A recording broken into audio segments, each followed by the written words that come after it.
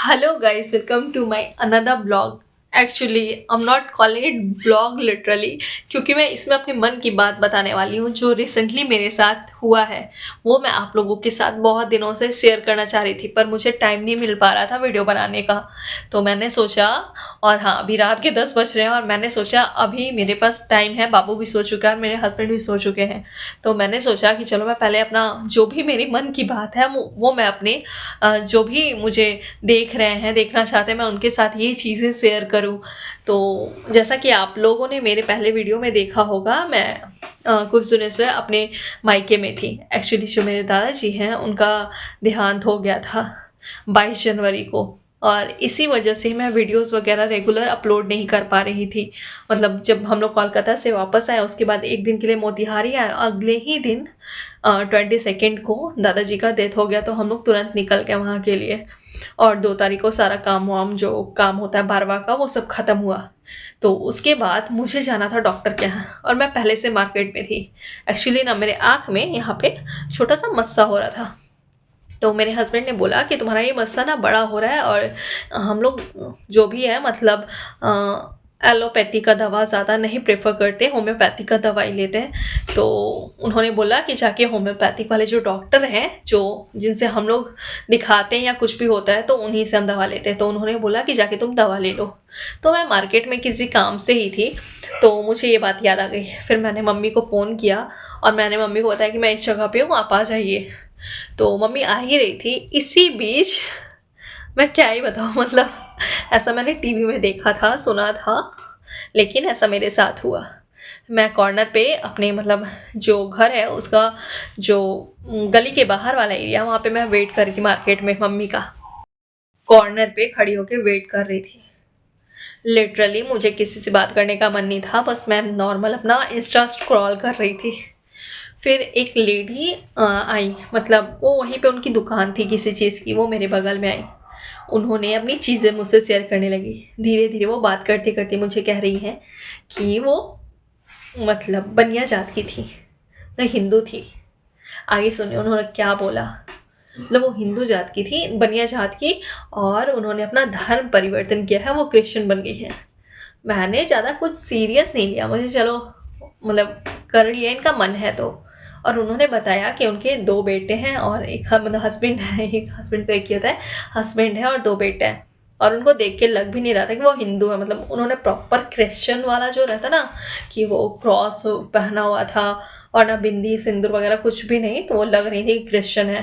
तो मुझे उससे फ़र्क नहीं पड़ा, मुझे लगा उनका इंटरेस्ट है इस रिलीजन में, तो वो बढ़ गई आगे, कोई बात नहीं चलो। फिर वो मुझसे इधर उधर की बातें करने लगी। मुझे इतना दिमाग नहीं था कि मतलब वो क्या कहना चाह रही हैं। फिर उन्होंने मुझे डायरेक्टली बोला कि आप मेरे साथ मेरे सत्संग में चलिए। मैं बोली कि मतलब ये क्यों मुझे बता रही हैं। फिर मैंने हाँ हाँ कह दिया। पर फिर उन्होंने मुझे आगे बोला कि जो क्रिश्चियन नहीं बन रहे हैं, जो नॉन क्रिश्चियन हैं, वो प्रलय आने वाला है और उसमें वो नॉन क्रिश्चियन लोग सब मर जाएंगे और जो क्रिश्चियंस हैं वही बचेंगे। लिटरली मेरे गूज बम्स आ गए, और मैं सच बता रही हूँ, ऐसा मेरे साथ हुआ है पटना में। और मुझे नहीं पता आप लोग मतलब बिलीव कर रहे हैं या नहीं, पर एक्चुअली मेरे साथ ऐसा हुआ है। और वो लेडी वहाँ पे चुप नहीं हुई, वो मुझे बता रही थी कहाँ पे जाना है क्या। मैं मतलब इग्नोर कर रही थी उन्हें। मुझे लग रहा है कि उन्हें समझ भी आ रहा होगा कि मैं इग्नोर, मतलब उन्हें लग भी रहा होगा कि मैं उन्हें इग्नोर कर रही हूँ, पर वो कंटिन्यू बोलती रही। और मतलब मुझसे ज़्यादा नहीं, मतलब 10 साल 15 साल में भी बड़ी होंगी मुझसे, फिर भी वो कंटिन्यू बोलती रही। मैंने बोला कि पता नहीं मम्मी कहाँ रहेगी, कितने देर में आएगी, कहीं मुझे ये अपने धर्म का ना बना के छोड़े लास्ट में। फिर मैंने मम्मी को फ़ोन किया इग्नोर करने के लिए। मैं पूछी मम्मी कब आ रहे हो आप, तो उन्होंने बताया कि बस पहुंचने वाले हो 2 मिनट में। मुझे थोड़ा सुकून आया, यहाँ चलो 2 मिनट और मैं उन्हें मतलब ऐसे कर भी रही हूँ कि मुझे कोई इंटरेस्ट नहीं है आपकी बातों में, फिर भी वो बताती जा रही हैं। और मुझे तो सुन के ही अजीब लग रहा था कि मतलब बताइए पटना में ऐसा हो रहा है, और बड़े शहरों में क्या ही होता होगा मुझे नहीं पता।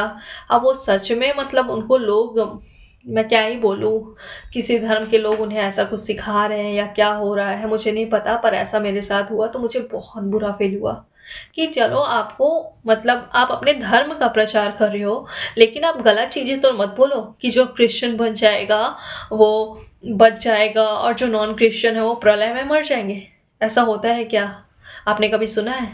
पर मे भी उनको कुछ माइंड वॉश किया जा रहा हो या कुछ भी हो, पता नहीं, मेरे को नहीं पता, पर मुझे जैसा लगा उनका माइंड वॉश किया जा रहा था। और डरा के कोई किसी को कैसे अपने धर्म में ला सकता है, आप ही बताइए।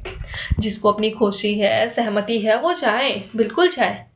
आपको अपने धर्म में अच्छा लग रहा है, अपने धर्म में रहें, पर ऐसे तो मत कीजिए ना एटलीस्ट, कि किसी को डरा के अपने धर्म में आप ला रहे हैं। बहुत गलत है, बहुत ज़्यादा गलत है।